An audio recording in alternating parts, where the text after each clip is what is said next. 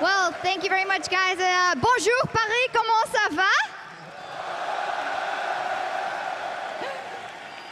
Well, this is going to be a good one. I'm joined here by the Physio, by Mithy, and by Perks to wrap up this wonderful weekend in Paris and, of course, talk a bit more about their victory as well as looking ahead to the Gauntlet and Worlds. Mithy, we didn't get to talk to you personally in the winner interview yet, so I'd just like to get your thoughts on why it was only a 3-0 versus Misfits, which was rumored to be, of course, a very intense best-of-5 matchup, but it looked simple.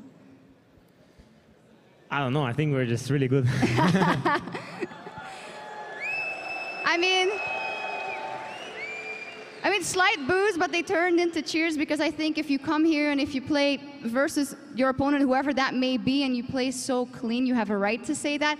Could you say what exactly you think you guys excelled at today? Well, I mean, I'm saying this, and sure, I might get boos and stuff, but I came in here, first game, I came here with no mercy. You know, I was not gonna let them get one game if I had the chance not to, and that's how it went. I think we just played better in every single phase of the game. I think early game they showed up and did some good stuff, but we were ready for whatever they were doing, and even whenever they did something that was good, even in the last game where they had basically 3 winning lanes, we were able to salvage our situation and trade 1 tower for 3 towers, and even though that was not good, it was the best we could get because we would actually just lose the game slowly if we didn't do anything. So I think we were just smarter than them, better than them individually, and just overall a better team.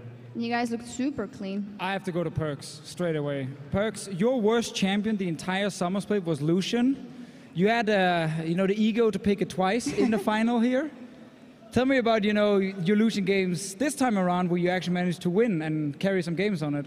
Okay, so Lucian's story is that I've been practicing Lucian since MSI, since I played against Faker in Scrim, and he was so clean, so I had to play it. And then I couldn't play it in MSI because it didn't fit. And then for the summer, it was my most practiced champ, and my whole team just started inting me every time I would pick Lucian. Honestly, he was inting too. Like my whole team was just inting me every time I would get ahead with Lucian. My team just decides to do something really stupid and lose my advantage. So my win rate is not so high, but I promise my Lucian is clean. Well, it showed in game 2, though. We are already having a discussion or crafting the discussion on Discord Yamato and so is about, oh, we got to see how this Lucian turns out. And then Rengar gets the first blood on you, I believe. And then you guys immediately go bot for people so to get you a double kill. So was that then a kind of, we got to help Perks out. We know that his Lucian is clean. We're going to, die for him. I got some attention from the kitty catty, like Rengar was jumping on me, but it was my fault. I took a bad trade while they had priority, so Parallel got a good trade on me, and then it was obviously a free dive for them.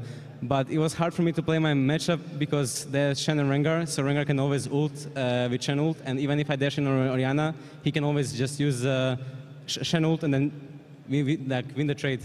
So it was just hard for me to lane, but I think my pick was good outside lane anyways. Yeah, and I played good.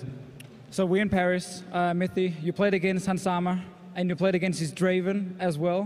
What was your reaction when he picked it for a 3rd game?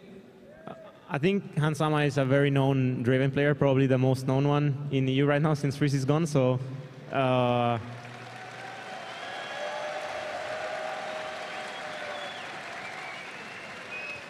me and Jesper were actually quite concerned about the Draven pick, so we thought about not blinding Sivir, and even when we picked Kog'Maw, we thought, hey, there's a good chance that he picks Draven here and stuff. So yeah, I think it was something that we knew was going to come out, and we were not really surprised when it came out, and we just played accordingly. Okay, there's some shenanigans happening. Oh, it's right next to me and I couldn't see it. Wow, great. I think Hansama and Power of Evil and Romain are going to put on a show. The synergy is off. The synergy is a bit off. Come on with that micro.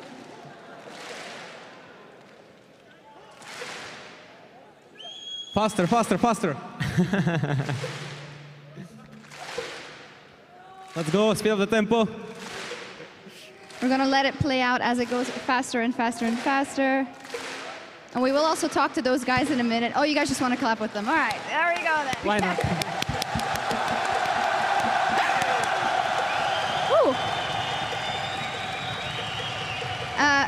We are standing by to talk to Power of Evil Hansama in just a second, but that's the first time in my life that I had to commentate, the clapping game for a full arena. It was It's nice. a new one. I agree. But it's what happens here in Paris with this crowd, so I think it's worth it. It is worth it, but we do have the interview set up, so we're going to go over to the lovely Laure with Power of Evil and Hansama. Merci beaucoup, Shox. Je reprends le contrôle de ce côté de la scène. POE, vous vous êtes beaucoup amélioré en termes de BO5 depuis le début de la saison et surtout depuis le Summer Split. Comment est-ce que vous avez fait pour devenir aussi fort? You guys improved so much in Best of 5 series since the Summer Split. How did you guys become so strong? I just felt like in the last week of the regular split, it kind of clicked for us and we played way better. Vous pouvez les applaudir, ils ont vraiment été très bons sur cette finale.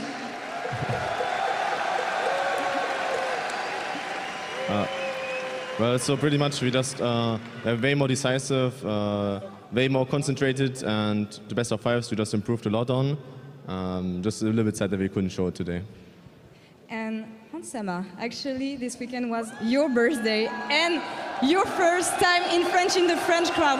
How do you feel celebrating your birthday in front of 10,000 people? Je pense que c'est un truc incroyable.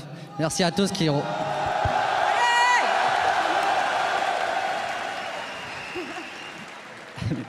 Est-ce qu'il y a quelque chose que tu aimerais leur dire en particulier à toutes les personnes qui sont venues te voir ici aujourd'hui?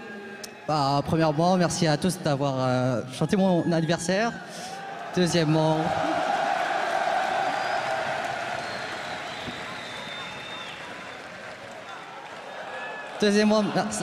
merci pour votre soutien.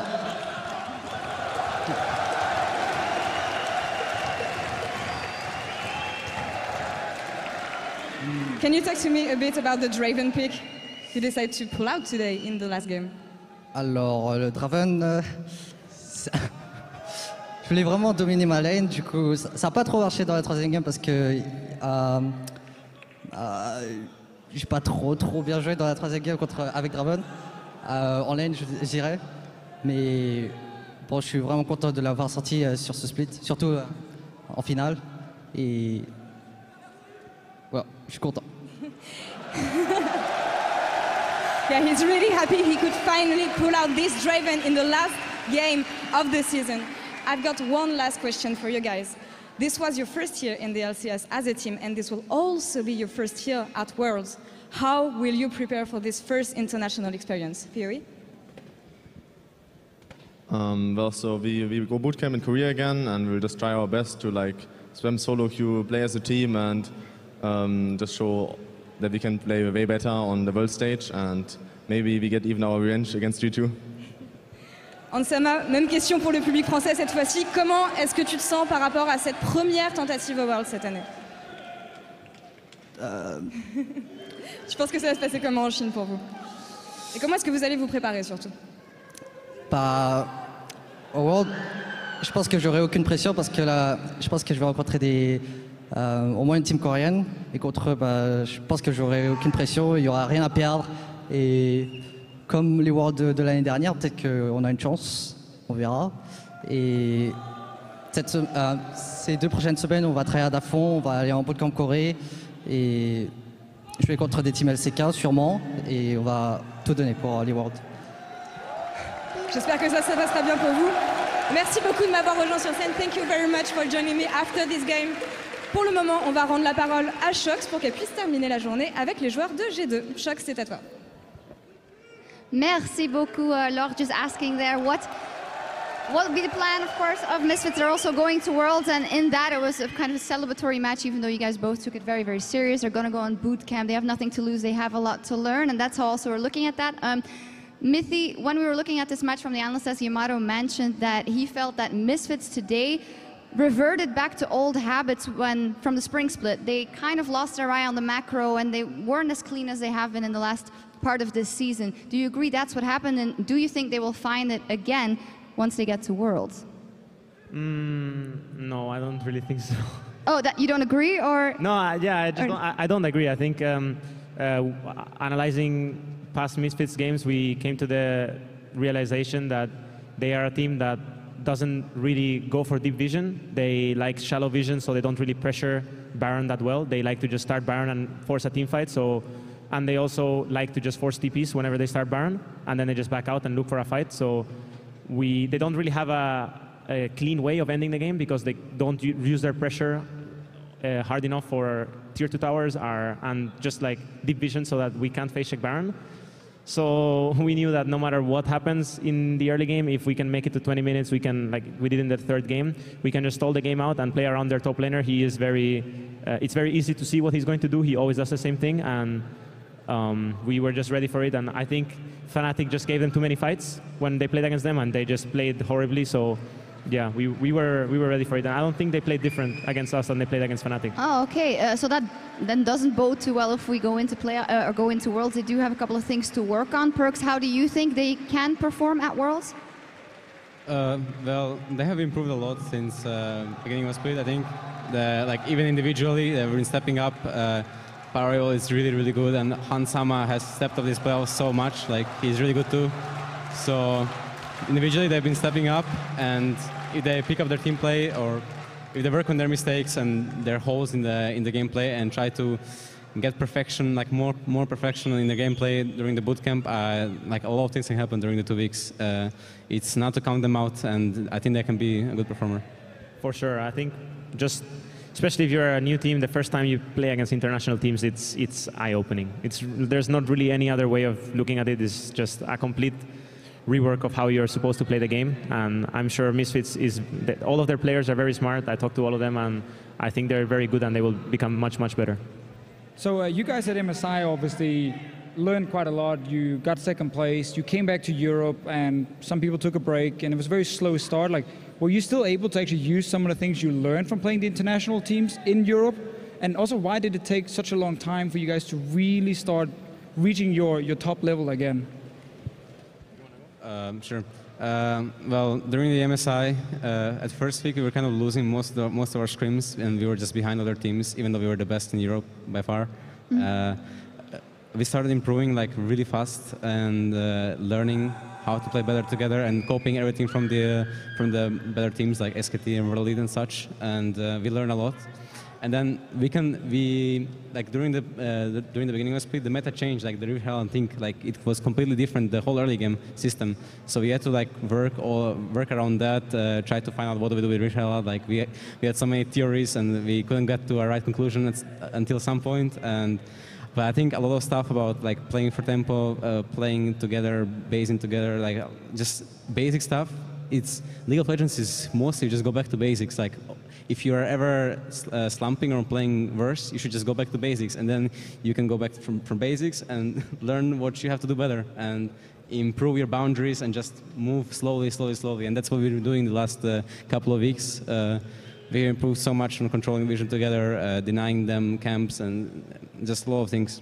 How is your level of kind of motivation and tiredness after a whole year again? You got to go to MSI. You guys did really well. You had that little slump in ULCS, but now you're back on top. How are you feeling, like physically? Are you ready to just go to that boot camp? Do you have enough energy right now, or I'm not going to drop the word. I'm ready to take a small break. Small break. That's for sure. And I'm going on vacation. All right. Yeah, I'm going on vacation too for a while, and I think we have two weeks boot camp organized from our team, and since we basically have like.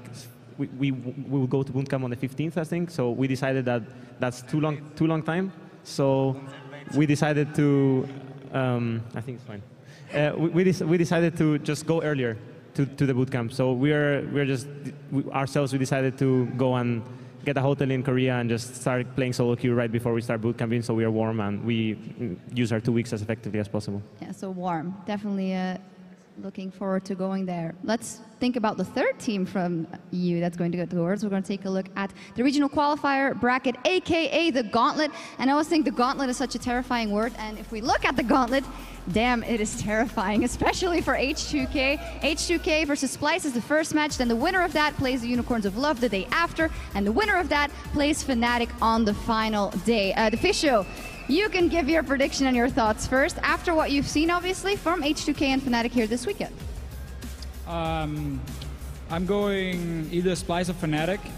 They will take it all. I think actually Splice in the quarterfinal looks super good against you guys. Maybe you look bad. Or maybe you guys look really bad. You know, keep me one of the two. But I was hinting.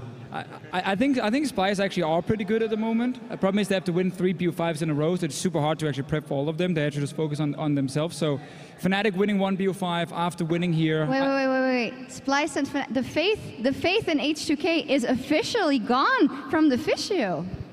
For now. Then they will beat Splice or something, and I'm all on the H2K hype train again. But I think Fnatic will take the 3rd seed. Fnatic takes the 3rd seed in the Fissio's eyes. Mithy, what do you think?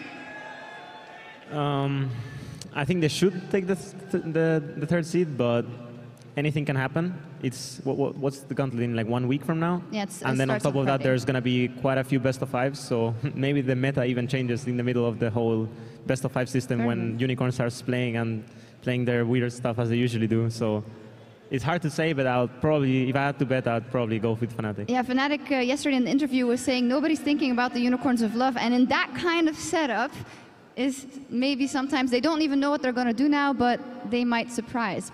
But I mean, you got to keep in mind, Fnatic will not play Unicorns unless Unicorns win the first BO5. So they will get to see Unicorns play, and if they're pulling out some crazy picks. Perks, what do you think? I thought that Splice, or winner of Splice versus H2K would take it, but I saw Reckless play yesterday, and he was really smurfing. So I changed my mind, and I think Fnatic will take it in the end. I think if Caps performs, Fnatic should take it. Right. Who needs to perform for H2K to take it? I think H2K overall, I mean, I think their ball lane just has to int a bit less, and then they're good to go, yeah. Yeah, for sure. All right, it is about time for us to sign off. Obviously, the NALCS finals, TSM versus IMT, are going on right now. Can I get a quick prediction from the panel? Yeah, TSM. TSM's going to carry. TSM!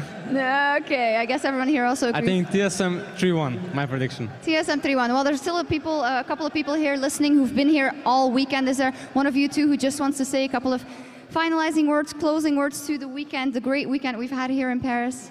I want to thank all the fans and the whole wonderful crowd that came out here. You guys are fucking awesome. I started my career in France, actually, with Millennium 2.5 years ago. And it feels good and feels a bit sweet to come here and win now in Paris, like where I was playing LANs 2 years ago. So yeah, just thank you all.